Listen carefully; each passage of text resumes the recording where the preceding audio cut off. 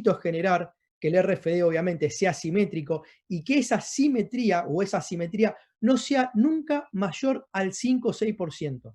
¿Por qué? Porque en esa simetría a nivel biomecánico aislado, yo lo tengo que relacionar después a nivel de mis patrones de movimiento. Y ahí viene la magia. La magia no es solamente aislarse en números, sino que es cómo yo correlaciono estos números en variable con lo que estoy viendo de la manifestación de un depth jump o con lo que estoy viendo de una manifestación de un salto sin contramovimiento y con contramovimiento. Voy a tener la métrica por un lado y voy a tener la calidad de movimiento por otro. ¿Qué es esto? Es un laboratorio en vivo. Esto es lo que muchas veces cuando ustedes van y ya tenemos la oportunidad de filmar y al mismo tiempo que estoy filmando y tengo los números, después empiezo a ver estas asociaciones. Y de vuelta, esto no sirve absolutamente nada si nos quedamos en el gimnasio. Esto tiene una correlación 100% de lo que tiene que suceder afuera. Por eso a Fede le estamos jodiendo para que haga las células de carga para ver la gente de las velocidades. Acá viene la magia. Estas son las demandas. Todo esto que yo acabo de mostrarle y todo esto que estamos hablando no sirve absolutamente de nada si no podemos venderlo dentro de la organización. Y es ahí donde vienen muchos de los que ya conocen todo lo que es la famosa palabra Sport Science o ciencias, porque es como yo puedo presentar esta información de una manera lo más amigable posible. ¿Ustedes creen que a un entrenador de rugby, un entrenador de fútbol o a los chinos le importaba, bueno, a los chinos sí le importa por ahí, le importaba el RFD de un jugador?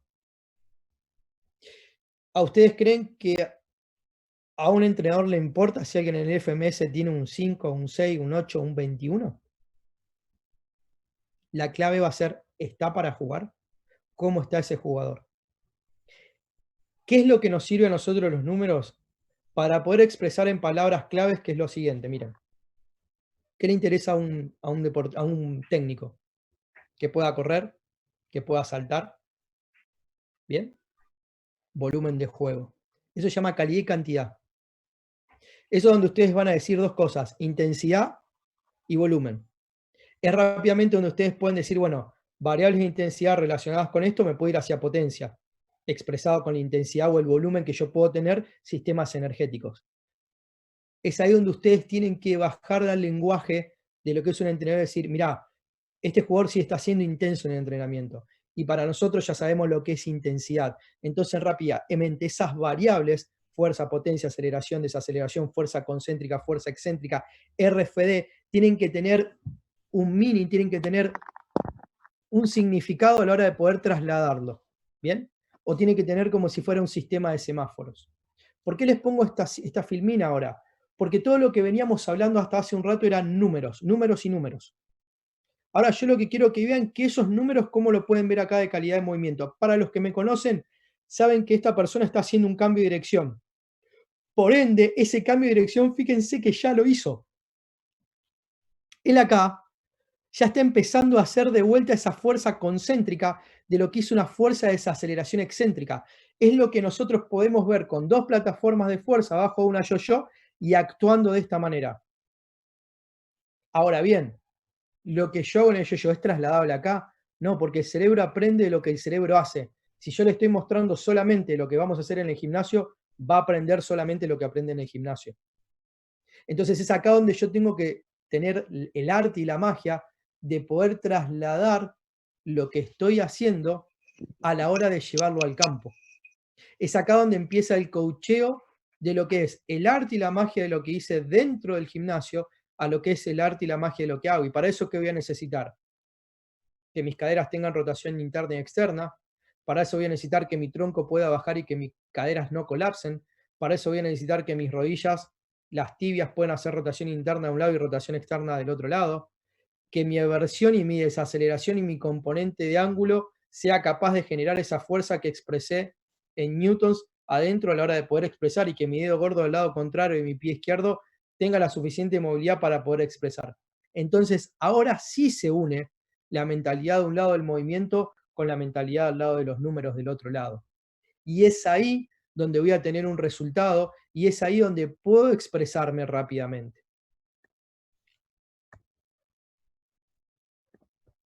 para que ustedes vean cómo el movimiento influye en lo que estamos haciendo. Fíjense el tobillo del jugador del Inter. Fíjense la capacidad que tiene que tener para desacelerar y cambiar de dirección. Esto que yo estuve entrenando dentro y que pude haber estado trabajando una pierna excéntrico, que pude haber estado trabajando lo que es movilidad, es donde se manifiesta en el caos, yo llamo esto el continuo del caos dentro de los procesos de performance. Este caos es el que yo muchas veces genero a través de contexto. Este jugador, el cual va a hacer un cambio de dirección.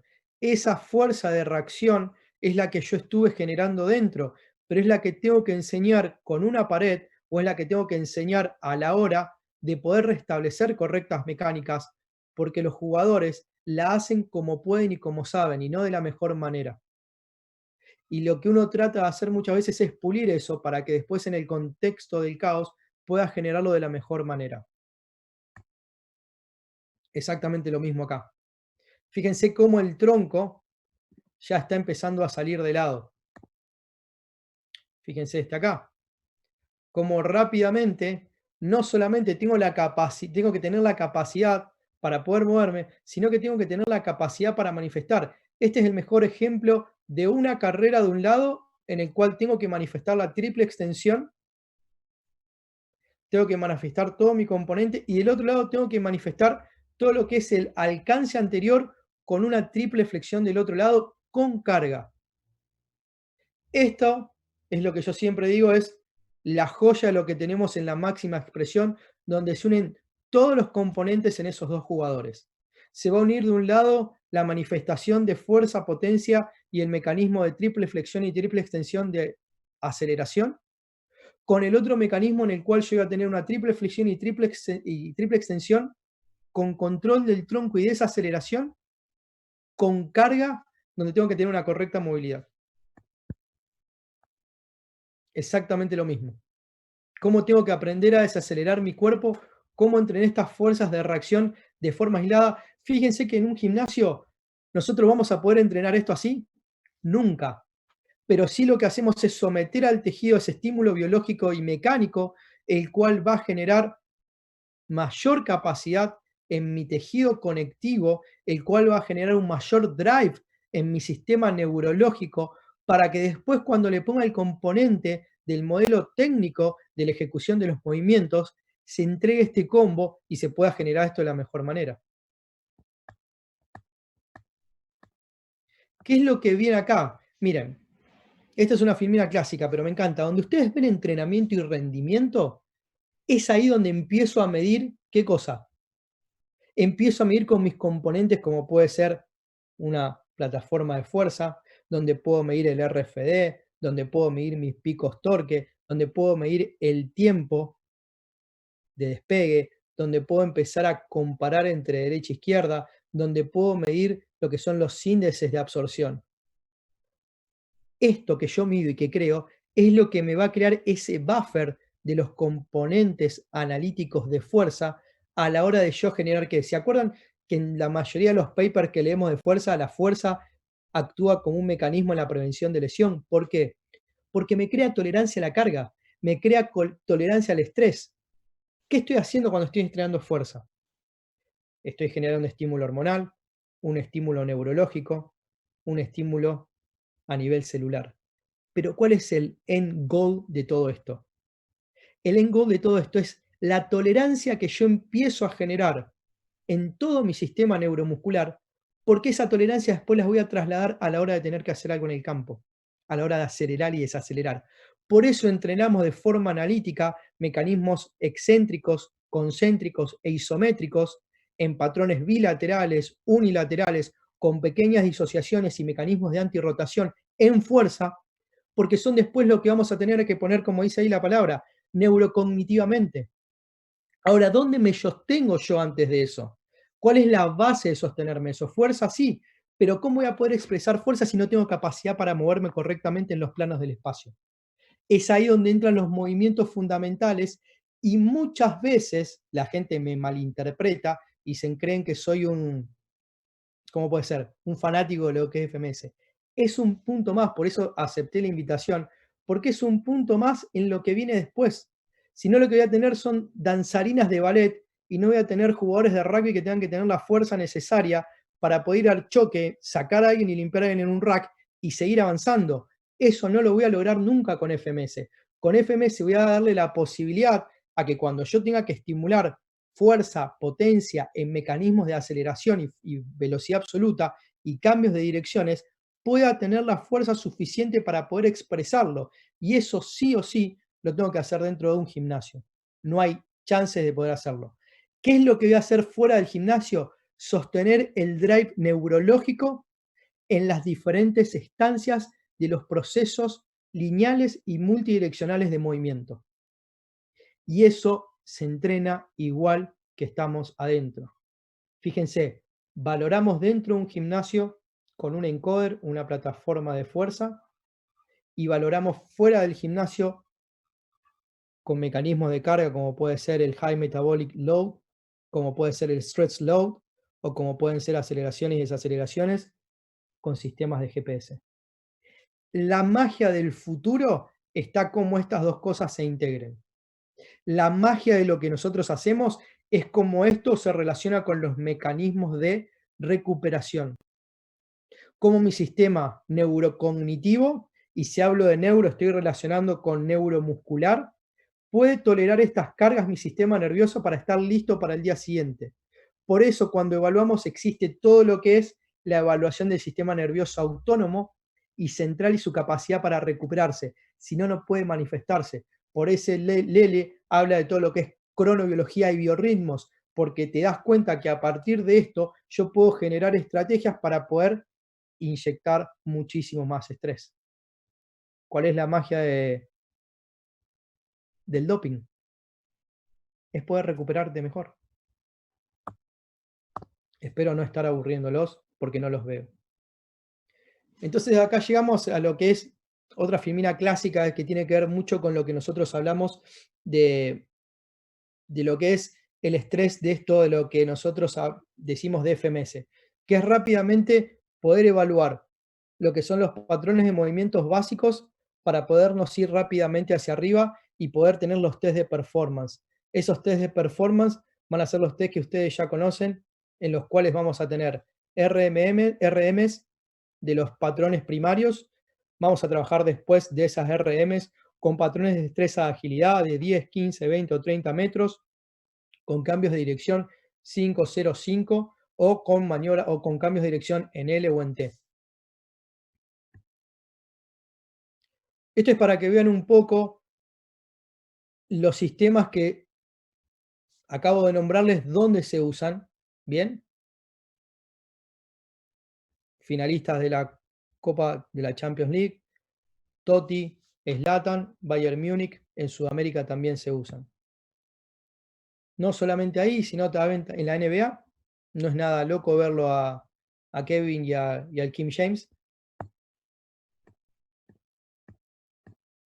Y esto es un poco por qué se usa. Porque básicamente, fíjense esto, yo tengo patrones funcionales que son los que me van a permitir expresarme a la hora de generar ¿qué? De generar torque. A la hora de tener que generar potencia necesito tener una capacidad de poderme mover libremente. Y esa capacidad que yo tengo que tener de moverme libremente tiene que estar graduada y tiene que estar estandarizada. Por eso se crearon medidas en las cuales a partir de esto yo tengo datos y esos datos son en los cuales puedo intervenir. Y a partir de esas intervenciones creo lo que es una base de cemento muy buena para después poder cargarle fuerza.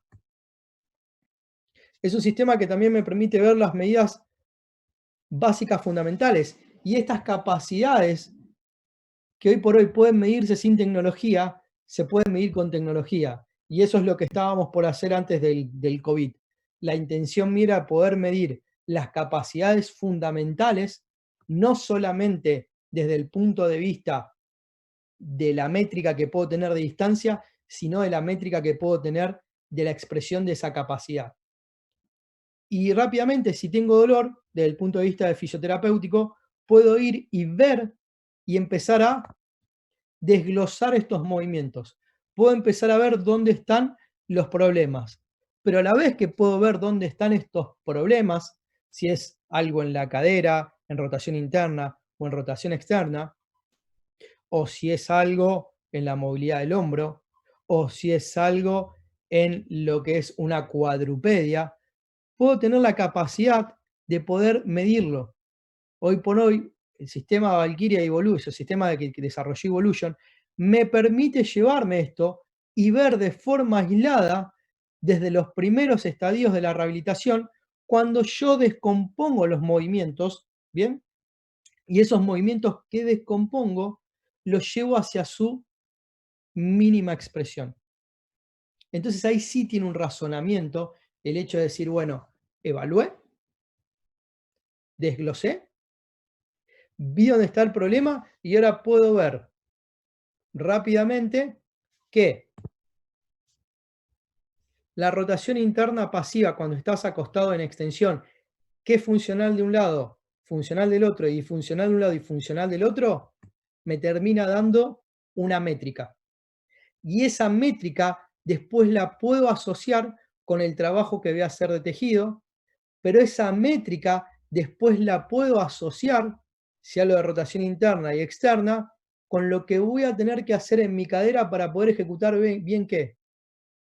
Salto contra movimiento, salto sin contra movimiento, depth jump o lo que quiera hacer a la hora de poder medir después una métrica más profunda. Entonces quiero que ustedes vean como yo puedo decir, bueno, estoy viendo, evaluando rotación interna y externa de cadera, pero ¿con qué objetivo?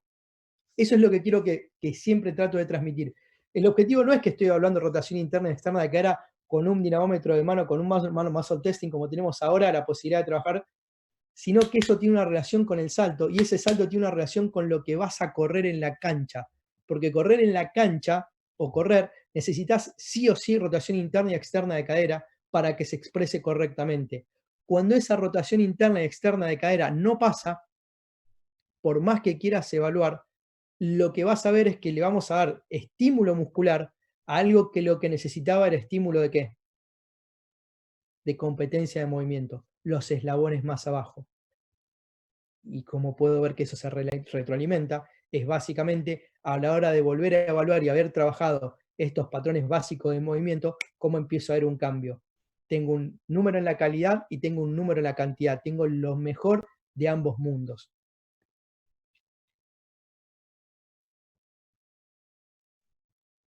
Y esto es algo que yo les pongo para que empecemos a interrelacionar que la calidad de movimiento que yo puedo expresar a la hora de parar una pelota con un patrón de antirrotación en el cual Messi está sometido por la gravedad, por el patrón de poder frenar la pelota y después acelerar en un patrón de medio arrodillado en el aire, puede ser el mismo patrón que está entrenándose a la hora, al cual yo más bien le podría poner y ver la expresión en watts de potencia.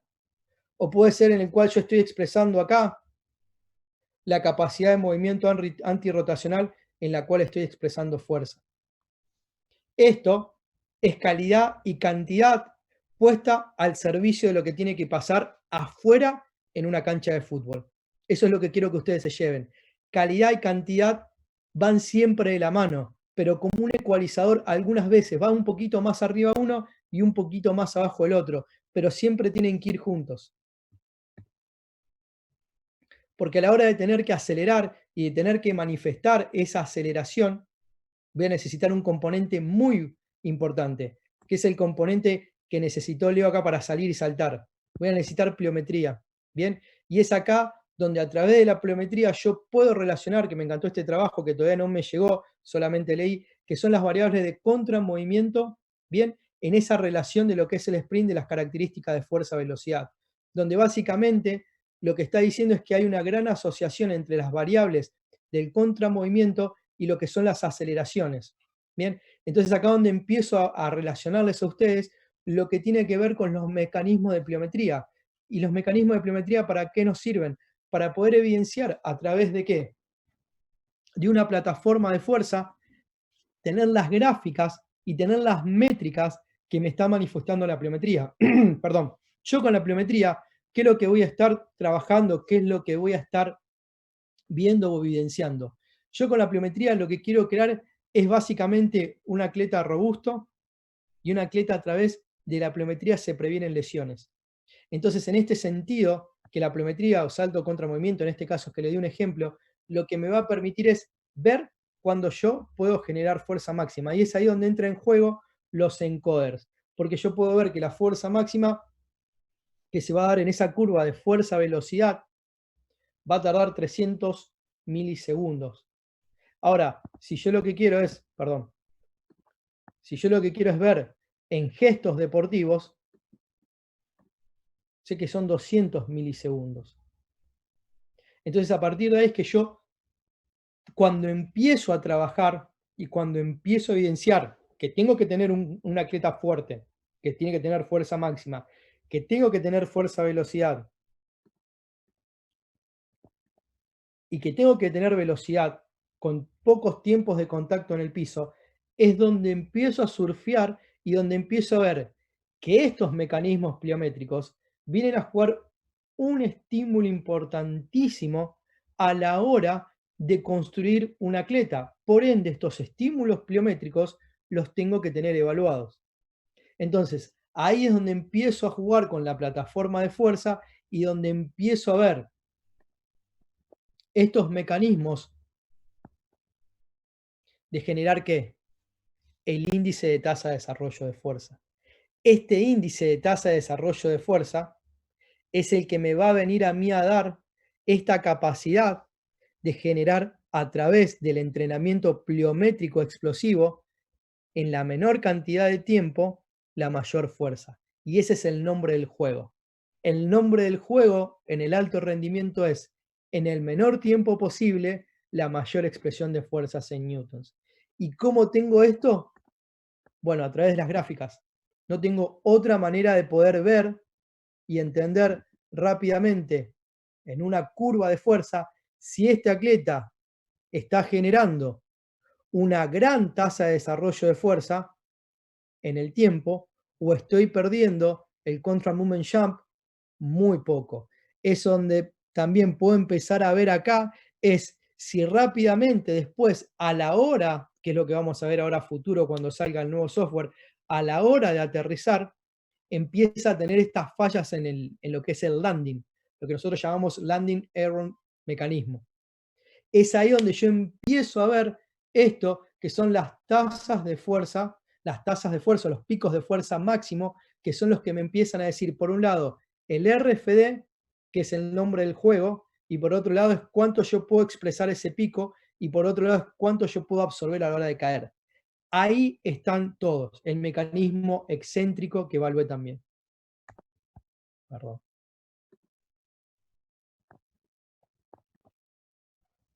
Es para que ustedes vean la comparación entre dos curvas y cómo esta manifestación, obviamente entre derecha e izquierda, también me sirve a partir de las gráficas que me brindan, que a mí me encantan, porque yo puedo empezar a comparar no solo por los números, sino por las gráficas, y le puedo dar un feedback al deportista. Al deportista está muy bueno mostrarle las gráficas, porque a partir de que él empieza a entender ese mecanismo de esa aceleración, ese mecanismo donde rompe la curva, y ese mecanismo donde hace el pico, es donde puede entender y donde puede expresarse. Por suerte tenemos un sistema como los chicos que desarrollaron Evolution que da muy buen feedback. Entonces en ese feedback que me da rápidamente permite generar un estímulo neural a la hora de poder posibilitar la máxima expresión de lo que a mí me gusta, que es que pueda estimular el pico y el RFD. Son las dos cosas importantísimas en este sentido.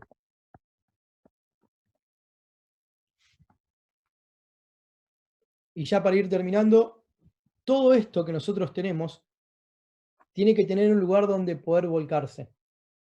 Es ahí donde viene la magia de lo que nosotros volcamos, que son sistemas de desarrollo tecnología. Es ahí donde yo puedo poner, acá que no llegué a poner, pero es donde puedo poner, por ejemplo, variables de desarrollo excéntrico, variables de desarrollo de pico de fuerza, variables de desarrollo de RFD, variables de desarrollo de lo que es FMS, variables de desarrollo de mecanismo de aceleración, y es acá donde se empieza a conjugar lo que tiene que ver con mucho con lo que es Data Science o Sport Science, que en este momento uno está jugando, por ejemplo, con Power BI que es donde yo empiezo a tener esas relaciones entre lo que pasa dentro del gimnasio, entre lo que pasa fuera del gimnasio, entre lo que pasa con los mecanismos básicos de movilidad y estabilidad, entre las 4 métricas que puedo tener a la hora de trabajar en el campo y lo que tiene que ver con la recuperación. Es ahí donde yo creo que está la magia de cómo se integran las evaluaciones y cómo se integra la tecnología de Evolution con el resto de las tecnologías. Es saber que con, como dicen los americanos, one size doesn't fit all, con una pluma no puedes arreglar todo, sino que vas a necesitar una variabilidad en el equipo de trabajo, que vas a necesitar gente que sepa en cada uno en su área y cómo eso se puede nuclear y se puede interrelacionar. Acá hay un poco de bibliografía, si quieren después se las paso.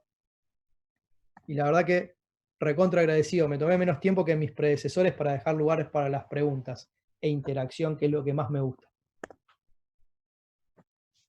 Bueno, Roy, la verdad que se nota tu rol de docente, muy claro todo, espectacular. Mientras le pedimos a la gente que nos vaya escribiendo si quieren las consultas, la primera te la hago yo, que te escuché decirlo varias veces, y también a Lean lo escuché decir, que nos explique con tus palabras qué es el drive neurológico. Bien, el drive neurológico es algo muy simple. Piensen en esto. Piensen vía coaxil, cuando usábamos internet vía coaxil, vía digital y vía dial-up. Bien, el drive neurológico es el cerebro cómo actúa y cómo manda información a través de un requerimiento que puede ser estímulo de fuerza, que genera un mecanismo de un squat, que puede ser a través de una aceleración, la cual puedes medir. Después tenés algo que es el mecanismo intrínseco muscular de cómo manifiesta ese drive neurológico. Es decir, ¿puedo empujar el piso para acelerar? ¿O tengo una barra con 50 kilos? ¿Puedo expresar a nivel neurológico que mi sistema muscular y neurológico puedan expresar la potencia en este movimiento? Y es ahí donde vienen los sistemas, como puede ser el encoder que tenemos con ustedes, en el cual yo veo la velocidad a la cual moves la barra, veo la expresión de potencia, o veo esa tasa de desarrollo, y a partir de ahí es donde empiezo a inferir indirectamente si ese drive neurológico necesita recuperarse por una cuestión bioquímica y por una cuestión metabólica de los sistemas energéticos. Pero rápidamente piénsenlo al drive neurológico como la información que viaja para ustedes descargar un software o jugar un juego con el cual ustedes a través de los deditos se expresan cuando venía por dial-up, o vamos a hacerlo más fácil, 5G, 4G, LTE, sería así. Sí, sí. Bueno, acá, gracias, Roy. Andrés Acevedo pregunta cuáles son las pruebas o test más idóneos para tener un perfil neuromuscular del deportista en fútbol. Bueno, básicamente, ¿cuáles son los requerimientos del fútbol? Tiene que acelerar, tiene que desacelerar, tiene que tener cambios de dirección, ¿bien? Entonces, a nivel de lo que es gimnasio, de lo que tiene que fijarte, es grandes tasas de desarrollo de fuerza, ¿bien? Primero, a nivel pliométrico, buena relación entre lo que es el mecanismo de RSI, de lo que es salto sin contramovimiento y depth jump, que lo que va a hacer es que esa persona pueda salir rápido del piso. Eso es en el gimnasio. Patrones primarios, sentadilla, peso muerto, básicamente para miembros inferior. FMS para otro lado, de patrones de calidad de movimiento, y lo que es en el campo, lo que serían en 30 metros, aceleraciones por un lado, 10, 20 y 30 metros, cambio de dirección, y después algún test para sistema energético, que puede ser para sistema aeróbico, me refiero, que puede ser un MAS o puede ser un yo-yo intermitente. Entonces ahí cubrís, por un lado, lo que es calidad de movimiento, por otro lado, lo que es la parte de desarrollo de fuerza, por otro lado, lo que es pliometría, que después esa pliometría es la que las va a llevar al campo y la vas a ver en manifestación de aceleración, desaceleración, cambio de dirección, y por último sistemas energéticos, y después tener algún sistema de evaluación para el sistema nervioso autónomo y central para las recuperaciones, objetivos y subjetivos. Bueno, acá Ray Kepler pregunta si es indispensable luego de entrenar las pesas hacer pliometría en campo o puedes aplicarla al día siguiente. ¿Qué recomiendas? Y si las trabajas el mismo día, ¿qué pesos usas y el otro día qué consideración en peso haces? Excelente pregunta. La pliometría antiguamente, recordemos que la pliometría viene del mundo ruso de Yuri, que tiraba a la gente desde arriba de las piletas para que rebotara como conejos. Y es ahí donde sale. Actualmente la pliometría tiene un valor para la expresión del tasa de desarrollo de fuerza, por un lado, para lo que es el índice de absorción por el mecanismo de fuerza excéntrica, pero la pliometría, la realidad es que la mejor manera de expresarlo es o rápidamente como una transferencia en el gimnasio para expresar esto que hablábamos recién, o lo otro que mucha gente no lo usa, la pliometría te sirve muchísimo a la hora de expresar en el campo las destrezas de movimiento. ¿A qué me refiero con esto? Si yo hago, por ejemplo, doble drop jump y triple drop jump y después automáticamente hago 3 hoops seguidos, estoy estimulando el mecanismo de aceleración. Si estoy haciendo un bound lado a lado, como si me voy de derecha a izquierda y después hacia adelante, estoy haciendo pliometría para los cambios de direcciones. Entonces, lo que tiene de bueno la pliometría es que me sirve tanto para la parte de expresión neuromotora, o sea, fuerza, potencia, como hablamos recién, para la parte de usar la neurología en este sentido, o usar la neurología al servicio de lo que son las destrezas y habilidades en el campo. Esto depende muchísimo de cómo ustedes desarrollen la sesión de entrenamiento y lo que quieran. Para mí, rápidamente lo mejor es llevarlo al campo, porque el objetivo no es tener mejores atletas dentro del campo, que eso me olvidé de decirlo. El tiempo que necesita un atleta es el tiempo que necesita con la pelota. Nosotros, muchas veces, por todo lo que estudiamos y todos los elementos que consumimos y todas las informaciones que estudiamos, creemos que el atleta debería permanecer en el gimnasio. Y en el gimnasio es la menor cantidad de tiempo con los máximos resultados. Y esa es la persona que hace la diferencia. Por eso la pliometría yo la llevo rápidamente a la cancha. Bueno, acá preguntan si las máquinas inerciales las utilizás todos los días de la semana con los atletas para entrenamiento y cuando lo utilizás siempre va con ejercicio de transferencia. Las máquinas inerciales, si la uso cuando son secuencias aisladas, ¿bien? Y la uso como en una programación en lo que tiene que ver del proceso que yo llamo aislación, inervación e integración, que puede ser cuando vos estás haciendo, por ejemplo, un squat, podés usarla en esa relación con el squat, ¿bien? O cuando estás haciendo para una expresión de potencia.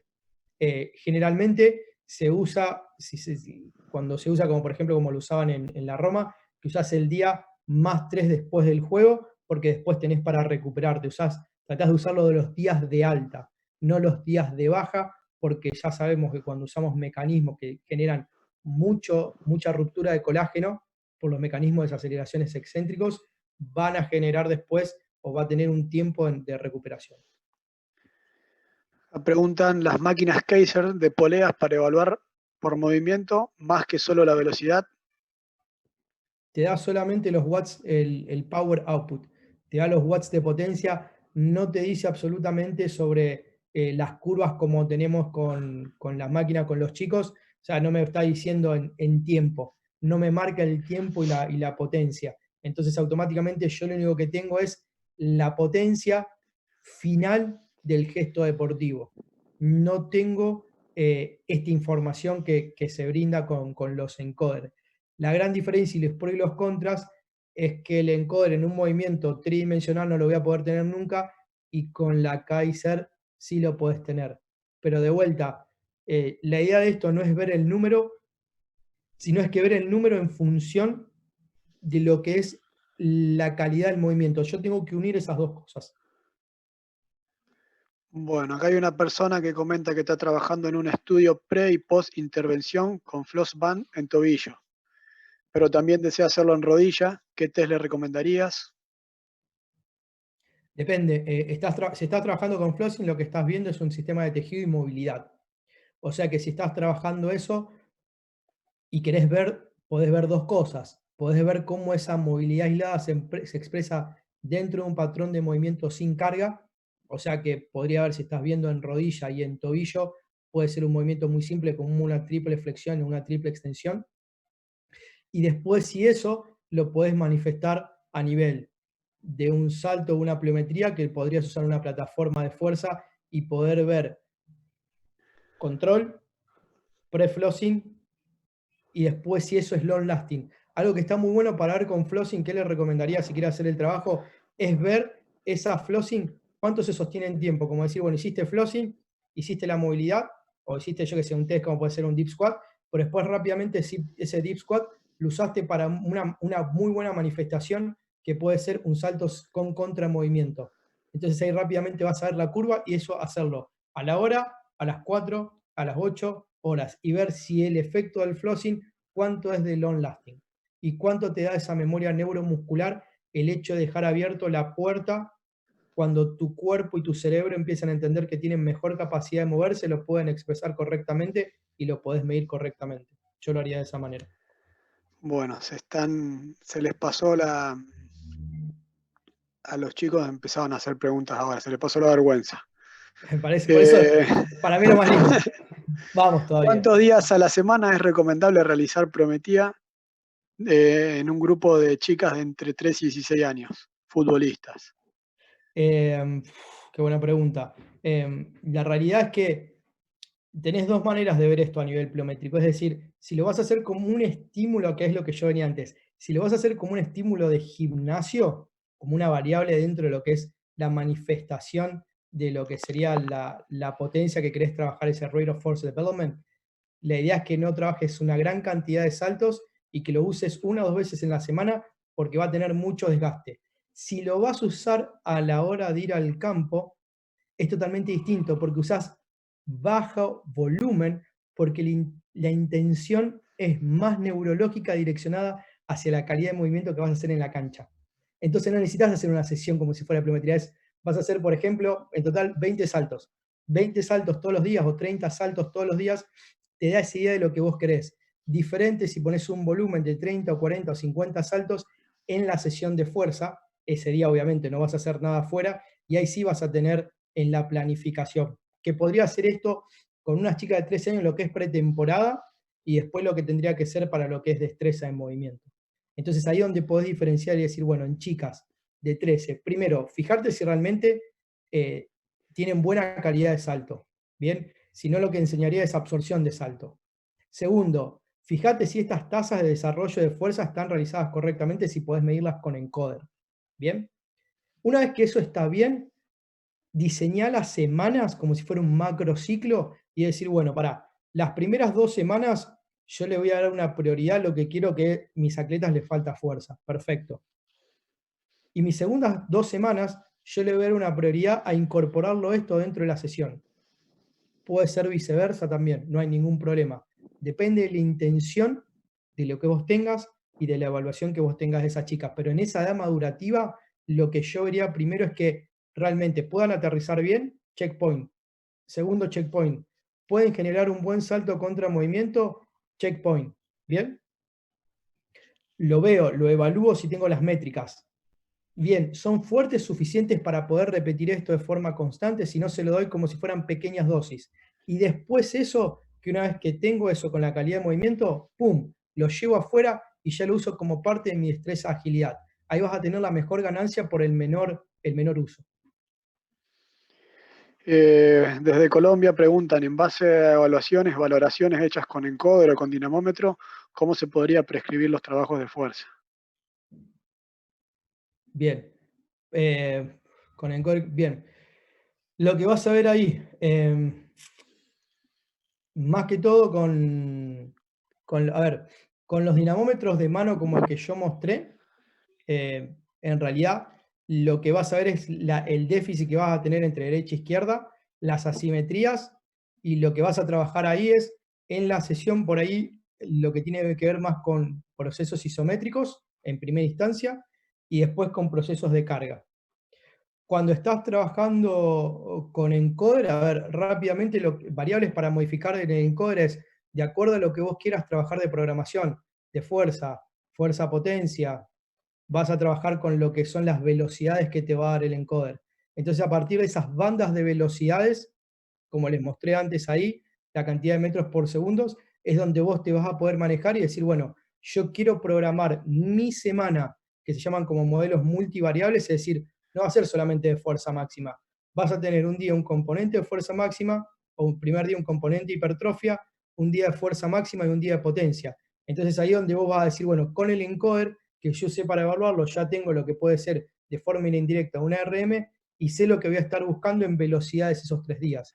Entonces, de acuerdo a la evaluación que vos tenés y de acuerdo a la planificación que vos tenés de la semana, es como que vos te vas a hacer, bueno, hoy voy a trabajar hipertrofia, hoy te voy a trabajar fuerza, hoy voy a trabajar potencia, y a partir de ahí vos planificás tu semana también con lo que vos juegues o no, que tengas tiempo. Y en base a eso, algo muy importante, que por ahí no estaba en la pregunta, que es individualizar dentro del equipo quiénes realmente necesitan eso. Porque a lo mejor no todos necesitan mejorar a nivel de fuerza, potencia o de hipertrofia, y es ahí donde yo tengo que ver y dar esto que es como un aditivo de decir, bueno, a mí particularmente lo que hacíamos en el club de fútbol es, el día que yo trabajo potencia, a lo mejor no busco agotar a esa persona, como hablamos antes, ese drive neurológico, pero sí lo que espero es que cuando termine de entrenar, trabaje a contraturno o trabaje con lo que le quedó y que me dé rápidamente lo poco que tenga en el tanque y que lo pueda expresar. Eh, para dar la puntuación en las evaluaciones FMS, ¿hay una lista Sí. con criterios bajados desde el mismo método o es subjetivo desde el punto de vista biomecánico propio? No, hay algo bajado del propio sistema para que la nomenclatura sea exactamente igual a través de todo el mundo. China, Japón, Australia, Nueva Zelanda, Rosario, Buenos Aires, Estados Unidos, todos manejan lo mismo. Esto es lo mismo que si nosotros, cuando hablamos de lo que es el índice de tasa de desarrollo de fuerza, tiene que ser a los tantos segundos, lo ideal para un forward es tal, o las aceleraciones que tiene que tener en un partido son una X cantidad, es lo mismo que se pide con FMS. Entonces, es el mismo criterio a través de la población, porque el FMS no es específico del deporte. Y cuando valoramos después con cuestiones como pueden ser una plataforma de fuerza, eso sí ya se direcciona a la especificidad más del deportista. Bueno, siempre hablas de la importancia en la recuperación. ¿Qué métodos o ¿Sí? herramientas recomendás, además de descanso y nutrición adecuada? Primero es el sueño, básicamente. Si no dormís 8 horas, olvídate todo lo que puedas hacer después. Después, técnicas respiratorias para poder manipular el sistema nervioso autónomo. Creo que son una de las mejores cosas que estoy viendo hoy por hoy. La respiración puede generar muchísimos cambios. Ustedes acuérdense de esto. Entrenar con carga es un estrés metabólico y neurológico. O sea que nosotros estamos sometiendo a nuestro sistema a que se pueda, perdón, a que se pueda adaptar o no neurológicamente. ¿Qué yo tengo para estimular esos procesos? Es la capacidad de manipular el sistema nervioso autónomo a través de liberación hormonal, a través de un mecanismo respiratorio. Ese es uno. Otro que yo estoy leyendo mucho se llama Oxygen Advantage, que son técnicas respiratorias. Esperen un segundo. Esto no me están viendo, ¿no? ¿O sí? Sí, te estamos viendo. ¿Listo? Dame un segundo.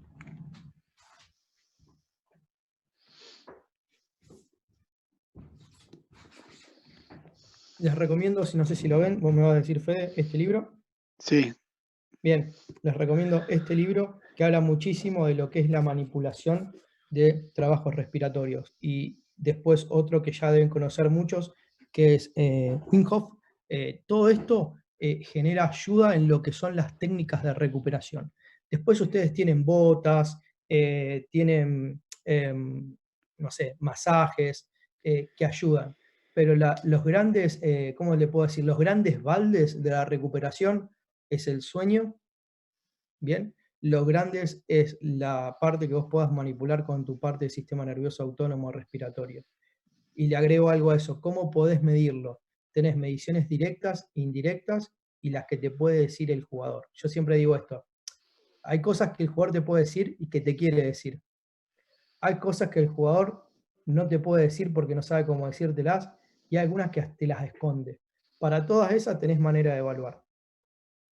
Las que te quiere decir, las puedes evaluar con un check, o sea, puedes hacer un wellness. Las que no sabe cómo decirte, las puedes evaluar con un readiness neuromuscular, un salto, ver cómo expresa potencia. Eso es un readiness neurológico. Y las otras las puedes ver de forma indirecta, que son las más difíciles, que podría ser un HRB. Entonces ahí vos tenés cómo se recupera ese jugador o no, y ahí es donde vos empezás a ver. Después tenés un montón de otras, pero como para poder comentarles en recuperación y hasta cómo podés usar la tecnología, cómo podés usar los watts de potencia, decir, bueno, a ver, vamos a hacer un salto sin contramovimiento. Bien, al mismo tiempo que estás viendo una variable, esa variable en potencia, vos estás expresando un readiness, que generalmente a mí me gusta mucho lo que es el drop jump, con las manos sueltas, no con mano en la cintura, porque quiero ver cómo te expresas todo, porque eso me está hablando al mismo tiempo a mí de cómo expresas tu patrón de movimiento y cómo expresas tu capacidad. Eso con un encoder o eso de una plataforma de fuerza sería algo espectacular poder hacerlo porque te está dando información todos los días, todos los días. Bueno, la polea cónica de Evolution, ¿qué datos otorga? Ahí si querés le decimos. Velocidad en tiempo Algo de real, fe. aceleración, desaceleraciones, fuerza en concéntrico, en excéntrico, potencia. Todo eso lo puedes ver en tiempo real y puedes ir jugando o podés después guardarlo. Algo sobre eso. Acuérdense, cuando usan la polea cónica, tienen que tener el movimiento lo más... No, la palabra no es puro, pero vamos a ponerlo al revés, lo menos deformado posible. Yo he visto en España, que fui el año pasado, y veía que la polea cónica lo usaban, pero parecía que la pierna se le iba a arrancar. Entonces, ustedes como preparadores físicos tienen que enseñar la calidad de movimiento con la cantidad de movimiento. ¿Bien? Respecto a FMS, ¿qué procedimiento sigue post evaluación overhead squat y movilidad de hombro? Uf, en realidad es más complicado que eso. Vos lo que haces después de eso es relacionarlo con los otros y ver la correlación que puedes tener. Porque, por ejemplo, el Deep Squat es el test, ¿cómo les puedo decir? Es el que reúne todas las piezas de un Lego. Y las piezas de ese Lego las vas a ver en los testeos más inferiores, en la elevación de la pierna recta, en la movilidad del hombro, en push-up. Entonces, les voy a hacer un ejemplo muy simple. Miren, todos han hecho sentadillas. Si no tenés buena zona media, bien, rápidamente colapsás con tu pelvis. Si colapsás con tu pelvis, muy probable que no tengas buena capacidad de poder sostener esta barra que tenés atrás. Si haces un front squat, un pad squat, el hecho de tener la barra y que la barra no venza a tu cuerpo, más de lo que la avance, obviamente, cuando tenés mucho peso que lo va a vencer, pero es controlar eso. Eso se soluciona con correctivos, y esos correctivos obedecen a a los diferentes patrones de movimiento que estás usando en un deep squat. Entonces tenés que atacar espalda, tenés que atacar cadera, tenés que atacar, por ejemplo, pie o tobillo, y tenés que atacar hombro. Y eso que vas a atacar son movimientos de movilidad y estabilidad, y después de eso le vas a poner carga y vas a ver cómo eso mejora o no. Bueno, al inicio de la charla hablabas del cuestionario wellness y uno más, Ujú. que si lo podrías repetir en el segundo. El TQR es un test de recuperación. O sea, Exactamente. cuán recuperado estás. Bueno, ahí de Alejandro Martín, no TQR. sé si es una pregunta eh, o es una opinión. En los test de evaluación usás la facilitación neuromuscular proprioceptiva No. previa a los test, ya que el cerebro no sabe de músculos, pero sí de movimientos. Exacto, como el cerebro sabe de patrones, quiero ver cómo se expresa, pero no quiero facilitarlo. Yo siempre digo lo mismo, cuando alguien iba a un examen no le decía al el docente, fíjense que es muy probable que hagan este choice antes de entrar, porque en realidad la pregunta de si yo estoy haciendo FNP, lo estoy facilitando, y si estoy facilitando, no estoy viendo la verdadera expresión, sea errónea o no, de los patrones de expresión del cuerpo, por ende estoy sesgando la prueba que estoy a hacer. Lo ideal sería hacer eso y después, si sabes FNP o con FNP, poder facilitar para poder corregirlo y volver a testearlo en esos estadios, sea movimiento con carga o sin carga. Con respecto a la vuelta al fútbol en Europa, con respecto al entrenamiento, bueno, justo el otro día estuvimos hablando un poco de esto. ¿Qué priorizarías en ese caso que hay muy poco tiempo de trabajo para volver a la competencia? Creo que la FIFA se dio cuenta de que va a meter más cambios y todo, pero a ver, lo que hablamos el otro día, el stiffness que se pierde, la capacidad de tolerancia de lo que son los estímulos pliométricos, que por más que la gente salte en su casa, no es lo mismo que la superficie. Lo que buscaría es, primero, por lo que habla Tim Gabbett de lo que es el piso y el techo, es que no pierdan carga de trabajo, o sea que el load no haya sido muy, muy malo, que no se le haya ido el techo al piso. Y después lo otro es buscar rápidamente sumar en una semana carga y ver cómo se recupera. Haría muchos estímulos lineales, estímulos de cambio de dirección y después ver cómo se recuperan, y usaría así muchos marcadores en este momento como el, el test rack que diseñamos con los chicos, de ver rápidamente cómo vienen el aductor, el abductor, cómo vienen los isquios, porque me gustaría tener justamente eso y ver todas las semanas, tenerlo como un checkpoint. Usaría muchísimos semáforos. Bueno, acá la dosificación de pliometría, eso creo que ya lo hablaste. Sí, Al momento de evaluar RFD para LSI con celda de carga para cuádriceps e isquio, ¿qué angulación de rodilla utilizás para cada una? de vuelta. Al momento de evaluar el RFD Sí, para LSI con celda de sí. carga Sí, en con de cuádriceps carga, e está bien. isquiotibiales. Generalmente lo que yo usaba en China, lo que usábamos allá, eran 30, 60 y 90. 90, sí. Y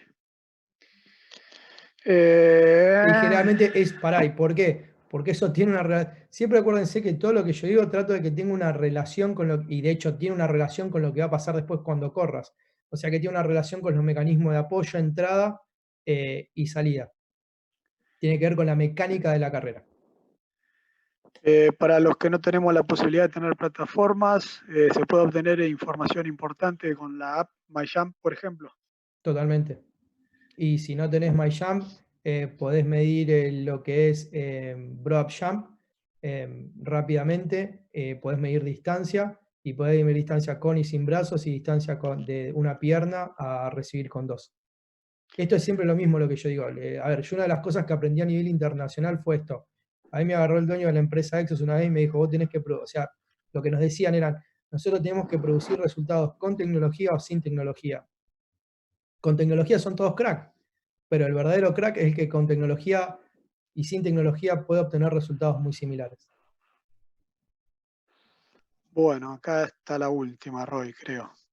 Eh, Creo que me quedó una allá arriba que ahora voy a volver porque ya era la segunda de un participante, entonces quería darle Está bien, pueden a preguntar todo lo que todos. quieran. Es la idea. ¿Agregarías la valoración de variabilidad de la frecuencia cardíaca antes de hacer una sesión de fuerza de cargas que se mueven a alta velocidad? ¿O solo te basarías, por ejemplo, en cargas de 1 metro por segundo?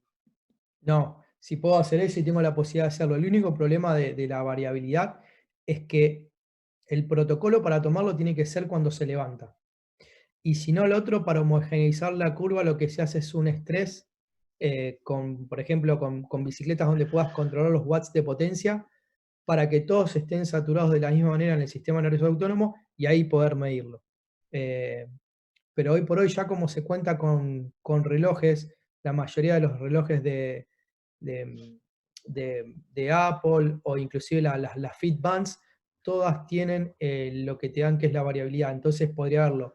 Lo que sí está bueno relacionar es que si yo tengo una alteración de mi sistema nervioso ese día, muchas veces no se recomienda algo que requiere un gran drive neural, porque tu sistema no está preparado para eso.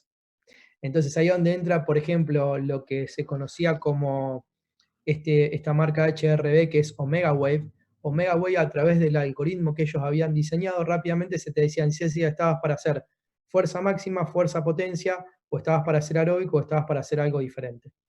Porque rápidamente te lo va dando a través de que te va conociendo, y lo bueno de esos sistemas también algunos, que hasta bueno, hoy como lo tiene el iPhone, que te dan un electrocardiograma a ver si tenés algún disparo vagal.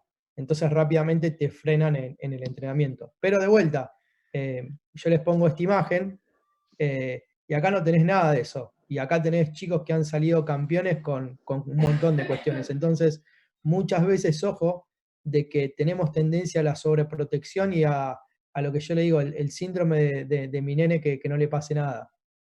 No se asusten a veces, déjenlos también. ¿En los estudios tienes algunos números de referencia en dinamómetro, por ejemplo, de fuerza óptima en movimientos aislados de algunos grupos musculares para considerar que el jugador está bien en niveles? Mm, No sé si se entendió. Sí, sí, no, no, a ver, no tengo muchas porque son muchos de jugadores específicos. Lo que sí les puedo decir, que es lo que digo siempre, es que esa simetría de lo que vos tengas en fuerza, por ejemplo, si medimos, vamos acá, es que no tiene que haber una simetría mayor a 5, al 5%. O sea, como si te doy un 95% y un 90%, ¿bien? Donde lo que sí tenés puntos de quiebre, que en la mayoría de estos debería tener esa diferencia de porcentaje. No debes tener un 80 y en el otro 90, que en realidad lo vas a ver en la tasa de desarrollo de fuerza y en los picos de fuerza y en el tiempo que llega a esa fuerza. O sea, en el tiempo en el cual vos llegás al pico es muy importante. Por ende, ustedes ya lo tienen, que me olvidé decirle, ustedes ya tienen el seteo de 3 segundos, de 5 segundos, y el otro de cuánto era, de 8 no, 3, 5 y después tenés libre. libre. Pero en realidad es en esos 5 segundos, Fatiga. Sí. exactamente, lo que buscas es el pico, a ver hasta dónde llegás, o si no llegás, que es igual a fatiga. Ujú. Eso Si es fantástico lo que recomendás, hicieron ahora. si recomendás medias compresivas en recuperación. No hace la diferencia, es muy bueno cuando viajás, eso viene mucho de la NBA, que están todo el tiempo arriba de los aviones, o de la NFL, cuando es temporada. Si tenés mejor, suma, pero no es la diferencia. Igual que las botas Normatec que yo uso, no hacen la diferencia. La diferencia la hacen las 8 horas y que dormiste con calidad, no las 8 horas en las cuales no llegaste a sueño profundo. Si no llegas a sueño profundo, no liberás catecolamina, no liberás hormonas de crecimiento, por ende no recuperas. Bueno, Roy, creo que Diga, respondiste amigo, a todos y están si todos quieren. agradeciendo, muy contentos. No, no sé dónde está. Acá está Eh, el chat, a ver. sí, sí, ya Ah, ahí fui está. leyendo todo, creo que no me pasé nada. En un momento entraron a hacer preguntas, pero creo que Claro, leí todo. La polea cónica Evolution da todos los datos. La de Kaiser lo único que te da son los watts, en ese sentido. La gran diferencia también es que una trabaja concéntrico y excéntrico y el otro trabaja constante. Esa sería la otra gran diferencia a tener en cuenta. Bueno, bueno, Bueno, Roy, bueno, no llega a eh, las 2 horas, pero bueno, casi. está bien, es sábado y más de uno se debe querer ir a prender el fuego, bueno, así que eh, Es verdad, a la mí ya verdad que, un la par me verdad que pasaron el chivo. excelente, excelente, muy didáctico. Gracias a todos los que estuvieron presentes y están ahora mandándote saludos y felicitando. Y en Muchas especial gracias. gracias a vos, Roy. Muchas gracias por la disposición. La verdad que yo tengo palabras de agradecimiento porque es un lujo en Argentina tener gente como Fede, como Conra, como ese, que son el otro diseñador, el ingeniero, que nos den bola a 4 o 5 locos que estamos todo el tiempo jodiendo. Ustedes no saben, por ahí todos los que están ahora, que todavía están acá escuchando, el desarrollo que hay detrás y las horas invertidas de tiempo. Así que la verdad es un lujo para Sudamérica, les diría, porque no hay, y estos desarrollos, así como ustedes vieron hoy, estos desarrollos que yo se los voy a volver a mostrar, estos desarrollos así no hay. Eh, tienen una locura linda los chicos de Evolution, que por eso yo los juego siempre, y la verdad que es algo hermoso poder tener esto en Sudamérica. Así que la verdad, para mí son solo palabras de felicitaciones y orgullo. Roy, la verdad que demasiado. Muchas No, gracias por tus palabras y gracias por tu tiempo, eh, que sabemos que no es mucho últimamente el que tenés, porque estás de disertación, de charla en charla, y bueno, que te hayas hecho un lugar para contarle un poco acá a la gente que nos acompaña de cómo usar los equipos, con qué objetivo y bueno, y que termine diciendo esas palabras un referente como sos vos, como Lele, como Mati, para nosotros la verdad que nos llena de satisfacción. la verdad que sí, la verdad que para mí es un placer. Una alegría tener gente así, conocidos, amigos, contacto, como ustedes quieran llamarlo. Para mí ya son amigos ustedes. Así que la verdad que en esto que se pueda ayudar para lo que es todo Sudamérica, habla hispana y vamos por el habla inglesa también, ya lo dijimos en la última reunión que tuvimos. Vamos. Queda pendiente el asado, que siempre amagás que vas a venir vos andás por el mundo y no te animás a venir a Sunchales todavía, que es una ciudad muy chiquita, pero bueno. Vamos a hacer así, te llevo el rack test y esa es la excusa. Ahí está, ahí tenés el cambio con el de las reglas. Total, ahí está la página. Yo puedo manejar. Te esperamos cuando quieras.